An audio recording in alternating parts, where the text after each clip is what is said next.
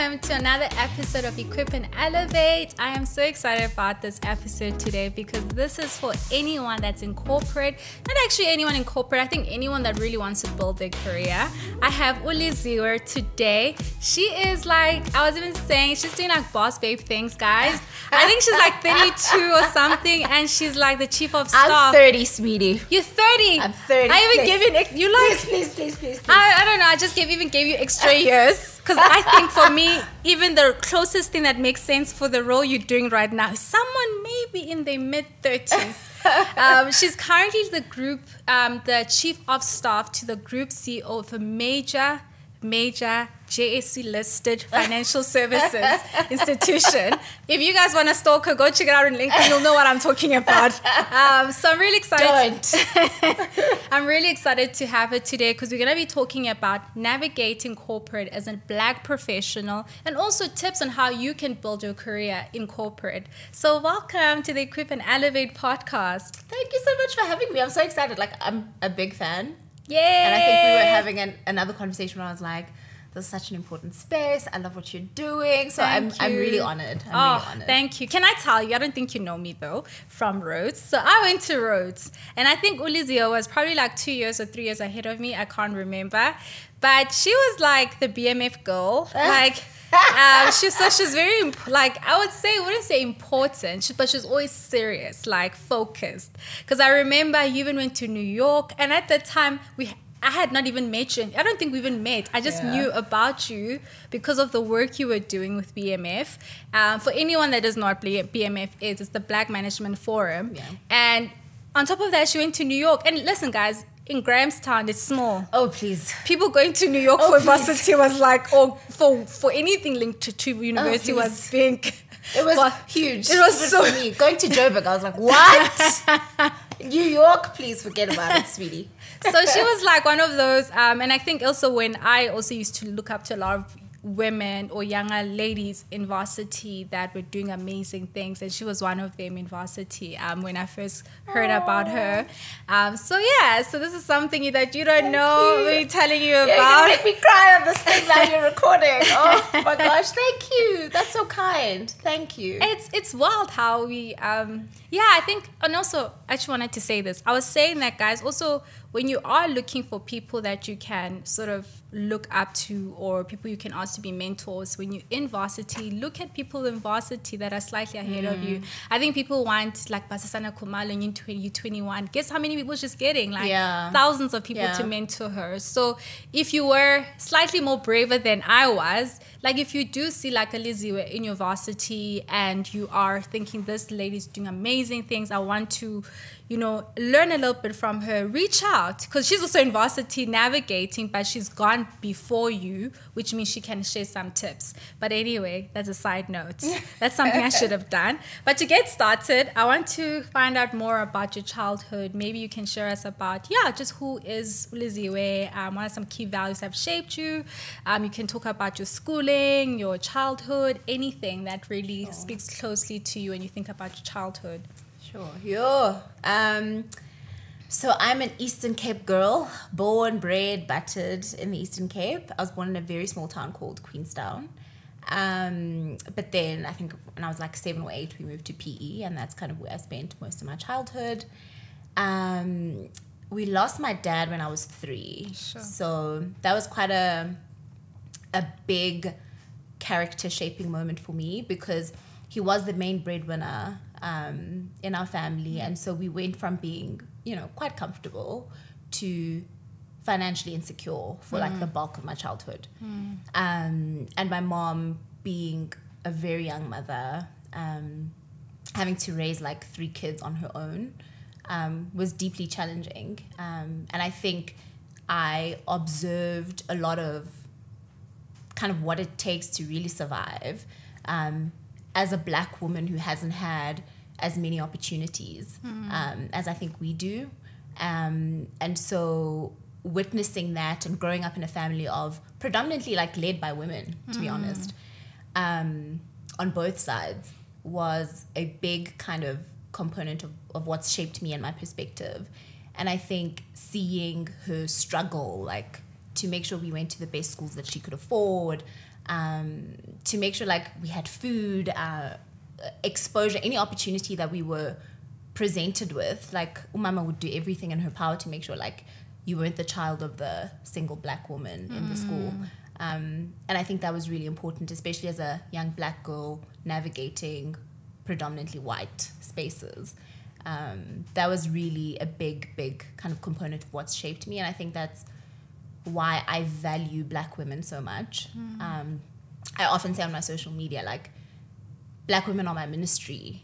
Those are the people I love that you know, I love to speak into. I care to model what existing, living, breathing as a black woman can look like. And I like to learn from black women. Those are the people that inspire me the most. I think you can learn from different people, of course, but I just have a deep appreciation of what it takes to exist as a black woman. So that's me, you know, hard work, grit, discipline. Yeah. All of that type of stuff is, I think, shaped me a lot, and I think it comes from being raised by my mom. Yeah. Sure. Yeah. And what would you say is one of the fondest memories you can think about with your mom, where you were like, all this hard work, I want to imitate that in my life one day? Yo, there's so many. I also think my mom and I are very different. Like, other people might disagree or whatever, but I'm quite reserved. My natural disposition is to be quite reserved, and the rest of my family is not. My siblings, my mother, none of them. And I remember there would be times at school where, like, I would have issues with a teacher, or like I wouldn't be happy with a certain grade, and I'd come home, and my mom would, like, before she'd go and work a night shift, she'd come to like a parent-teacher conference and be like, "This is not okay, Mrs. So-and-so, like, what's going on? You know, why is my child not, like, she's working, I can see she's studying, what's going on with these marks?" And those are the, like, that's probably one of my favorite memories of her, like, dragging all of my teachers, like, at parent-teacher conferences, and, like, being the only black mom in the space. Yeah, and I think also just a lot of the things I've been able to do for her financially since I've been able to work, have been probably like some of the best memories for me and what I live for, really. Sure. Yeah. How are you at 7? I feel like, I mean, I've been exposed to you very confident, knowing what you want. And I think the words I use, that you're focused. How were you at 7? Were you shy? Were you out there? Were you the person leading the pack when you guys are playing games? Because you're the natural leader in that circle. I was a combination, yes. And I was like, I was reserved, but I was a very determined, like, child. I don't know where I got it from. I loved being by myself, but there would be moments like when my mom would get calls from school because I had, like, told people to get off the jungle gym, and there was some plan that we were working on, and no one was allowed to be on the jungle gym, and none of the kids could play, and now my mom has to come to school. So I was a shy kid, but I was also, like, very determined, and I think also maybe a little overbearing, to be honest. Yeah, I was a lot. You're a lot. I was a lot at 7. I love that. I think for me, I always say, like, it's like, you know, you see those traits of someone from the young age. Some people were shy, or some people were out there. I know that I was out there. I was the teacher. Everyone had to listen to me teach. Oh, I can't believe, and it was mostly boys because my street only had boys. So I used to, like, teach them things. And I'm still that person who wants to be in, like, you know, organizing and driving. Yes. Yeah, I get that. That's been consistent. What did you want to do growing up? I wanted to be a lawyer. Really? Yeah. That was me. I wanted to be you. I wanted to be you. That was my dream growing up. Honestly, since I was, like, this big until probably high school when I fell in love with economics. That's all I'd wanted to do, was be a lawyer. And I don't know where or how it, like, fell off. Yeah. But it did at some point in time, and I was like, maybe not for me. Yeah. So and what got you to saying that I want to do economics? What was your career progression? How did you get into your current role, and what you're doing right now? But from this is what I'm studying and this is where I'm going. Because, I mean, we have access to certain roles and positions. Not everyone in high school sits there and says, I want to be, I don't know, study economics. You know, you'll say, I want to study BCom, financial management or something, or accounting science. That's because that's what we know. So how did you get to what you're studying now, and how has your career progression been?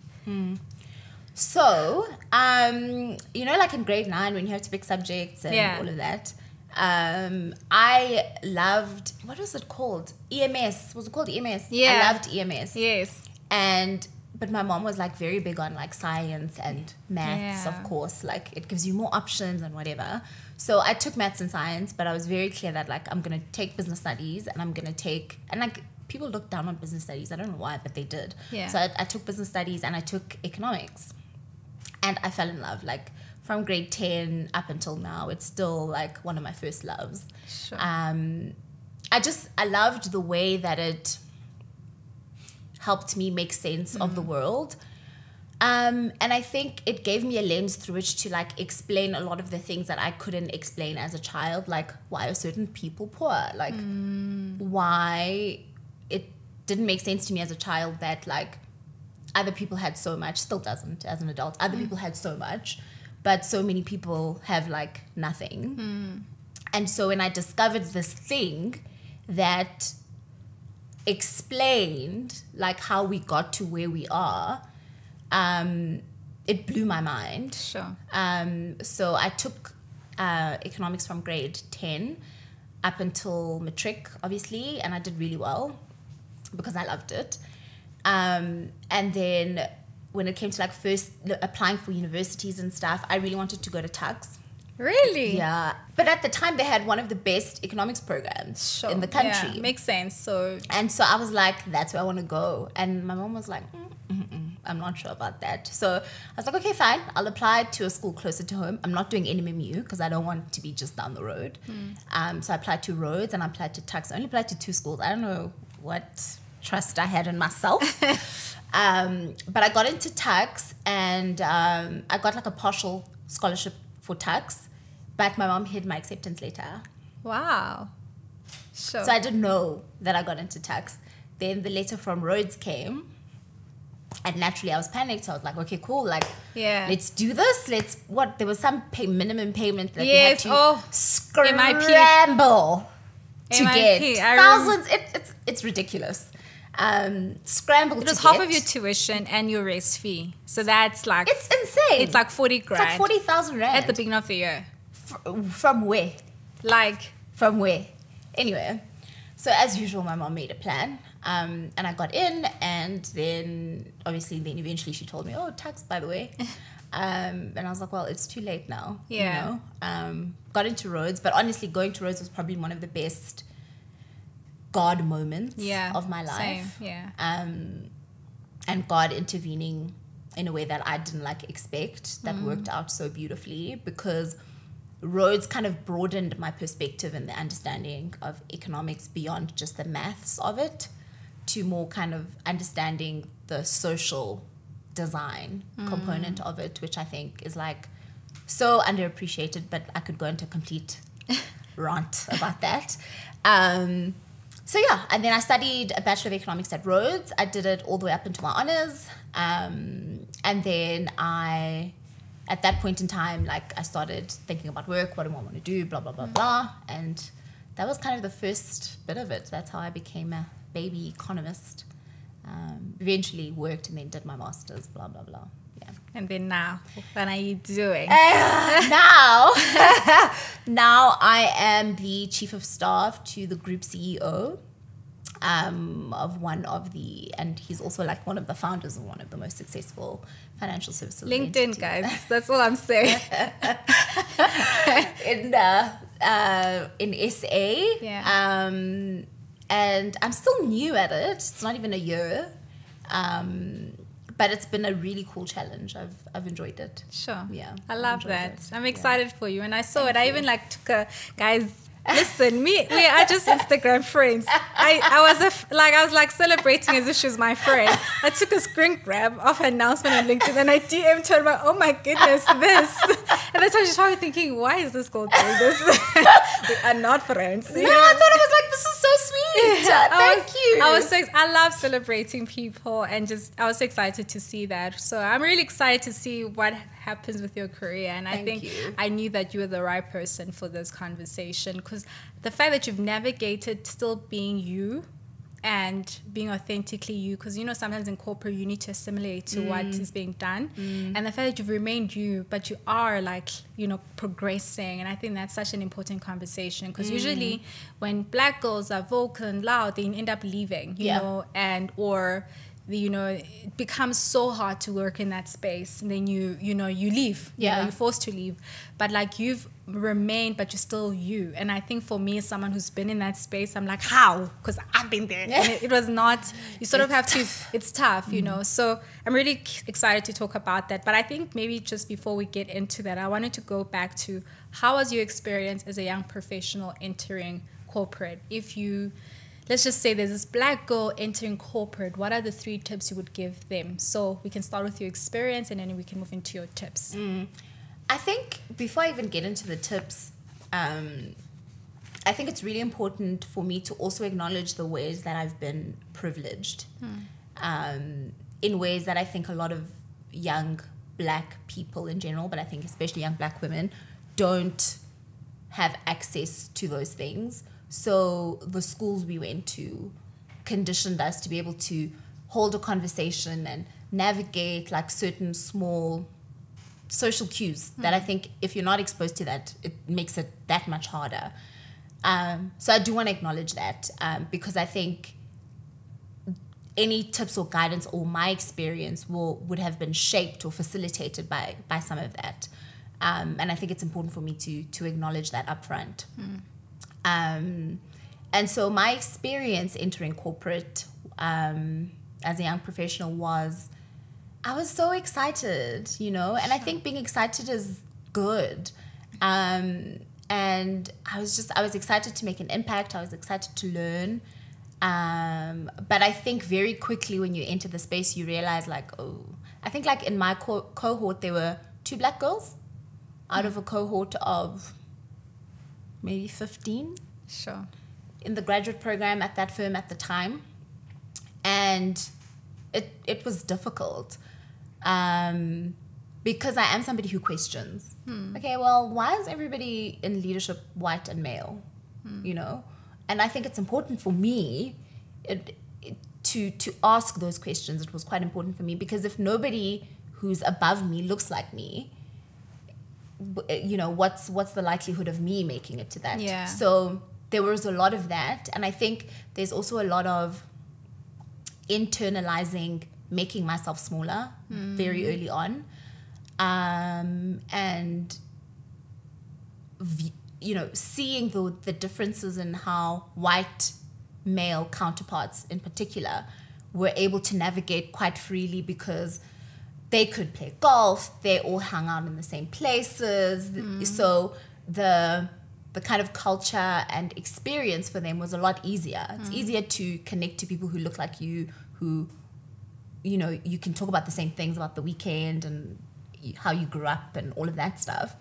So I think that was the initial kind of difficulty for me, is that the social aspect of a career is really important. And I think a lot of young black professionals are, and that's one of the tips, are tricked into believing that hard work is the only thing that's going to get you there. It's not.